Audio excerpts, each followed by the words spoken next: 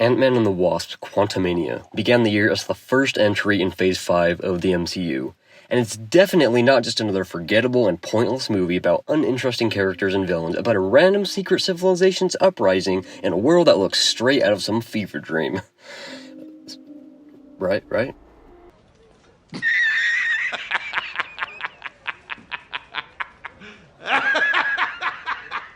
Honestly, the superhero genre as a whole has come to the point where this is just the quality of what we expect. It's a big letdown considering how good some of these movies were. You've probably heard of the term superhero fatigue, a burnout with superhero movies after the past 2 decades. But what if I told you that it doesn't necessarily have to do with the quantity of these movies, but rather the quality?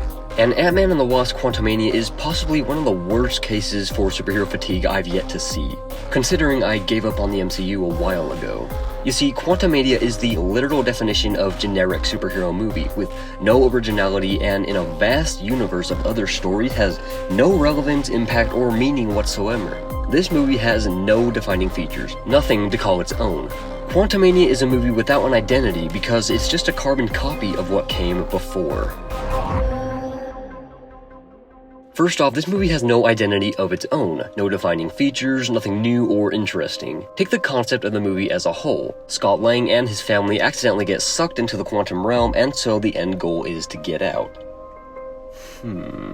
Right, so not a new or original concept at all, one we've seen a dozen times. And even when you look at the style of the film, it doesn't fit the nature of the film like it should. It's supposed to be this entire microscopic universe of its own, but as it's been previously said, this ultimately ends up detracting from the concept that defined the Ant-Man movies in the first place, that he's Ant-Man, the perspective of our own everyday world from someone the size of an ant. That was the basic idea, but now, that perspective, that defining feature, is just gone. And with the quantum realm itself, it does attempt to show us into a microscopic world, but it ultimately just resolves into generic randomness devoid of logic. For example, you would expect a microscopic society to work in unique ways based on the environment it's in, but once we actually get into the quantum realm, that's not what we find.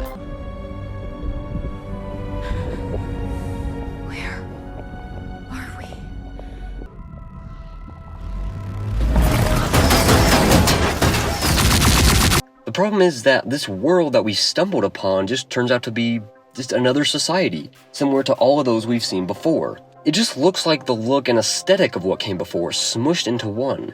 And it still lacks any real identity because what you see doesn't feel original or unique to this film, but rather of the films it pulls from. And that's actually disappointing when you realize we instead could have gotten a very interesting world unlike anything we've seen before.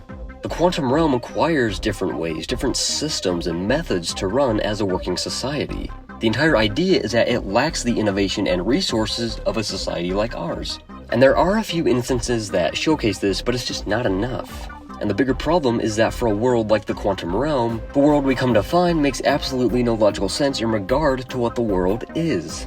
For what's supposed to be a microscopic world, it just looks like every other alien world we've seen.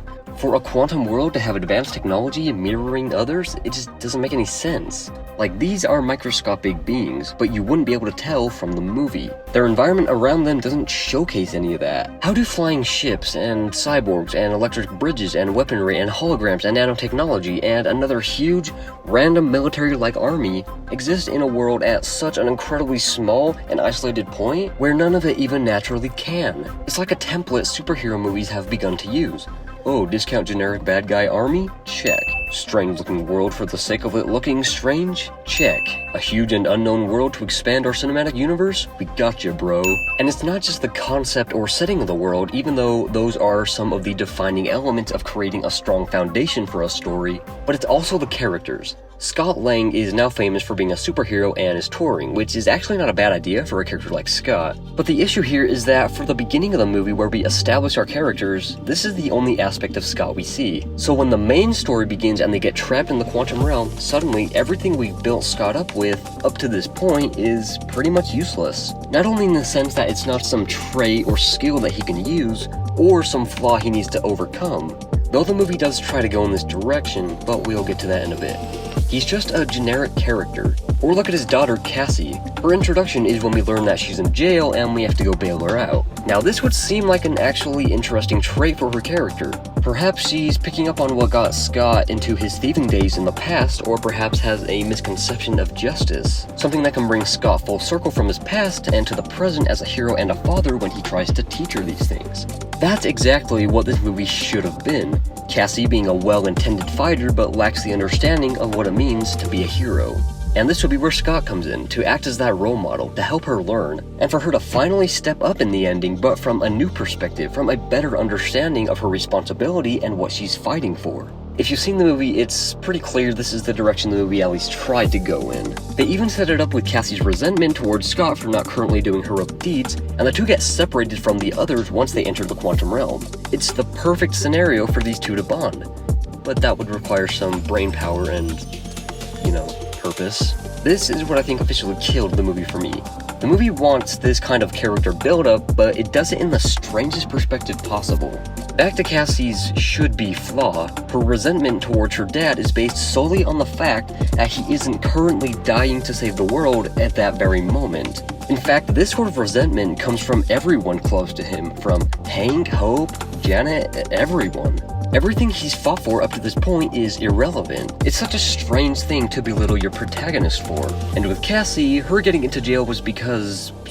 take a guess. Oh, just jail stuff. Give it back. I know it was you. Are you sure? I mean, it was kind of hard to see through all that tear gas you fired into the park full of peaceful protesters. Where is it? I'm sorry, this must be really embarrassing for you. I mean, it's 2023. This is a Disney film.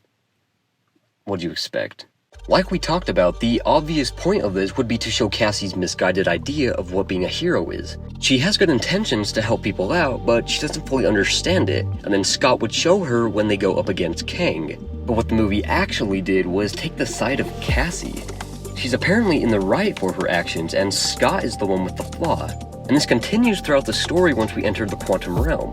After we meet this new society of people fighting against Kang, Cassie is immediately on their side. She sees this as her belief in action to help people. But this trait makes absolutely no sense. For one, why does Cassie have such a strong motive to help people and be a superhero? You'd think it would be from seeing Scott and Hope doing what they did, but it couldn't be from Scott because of her resentment, and as for Hope, the two barely even interact, thus we have no basis of their relationship.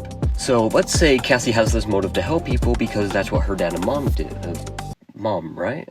I assume Scott and Hope are together now, right? See, this movie can't even bother to establish the current state of relationships. I digress. Let's say from Scott being a hero, Cassie wants to do the same, and this sets up her motivation to do so. Okay, that works. But her should-be flaw in this comes in her absolute blindness in her judgment. For example, once Cassie learns about the people Kang is ruling over, she's immediately on their side to fight against him, despite the fact that Cassie has no idea who these people are. How does she know she's fighting for the right side? Up to this point, she hasn't even met Kang yet. She has no idea who he is. And it's not like Janet has gotten around to telling us about him yet either. Again, this is because the writers didn't care to build up any of this or flesh it out, because generic characters inhabit generic movies. This should have been used as a part of her flaw in judgment. Like maybe at the midpoint, we get a twist of some ulterior or alternative motive and shakes Cassie's choice to trust them so quickly. But of course the movie doesn't do that. She doesn't go through any sort of arc. In fact, her character doesn't change at all, just continues with this perfect ideology. But the most generic and forgettable character in this entire movie has to be its villain, Kang. And when your villain is one of the weak points of your story, you're in trouble. There are a number of reasons Kang doesn't work as a villain. We'll get into more of it after, but the main point is that Kang has no identity, like the movie. There's nothing that defines him. There's nothing that separates him from any other villain. He's just a generic shell of what his character could have been. He has no real motive, no real goals. And this brings me to my last point about this movie and why it felt so generic and lifeless. Because the movie tells us so much that it forgets to show us any of it. This is the biggest problem with Kang. We're told that he's essentially the new Thanos. We're told that he destroys the world and is an even bigger threat than Thanos. Heck, maybe even like the Celestials too. We're told all of this, but the point is we never see any of it.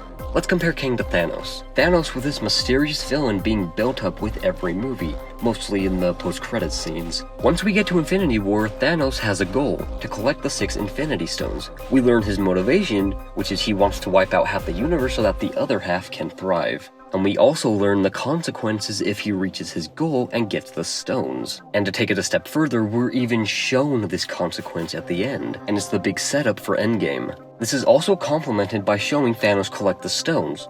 We're not just told he's this big threat that can take on the Avengers, we're shown it.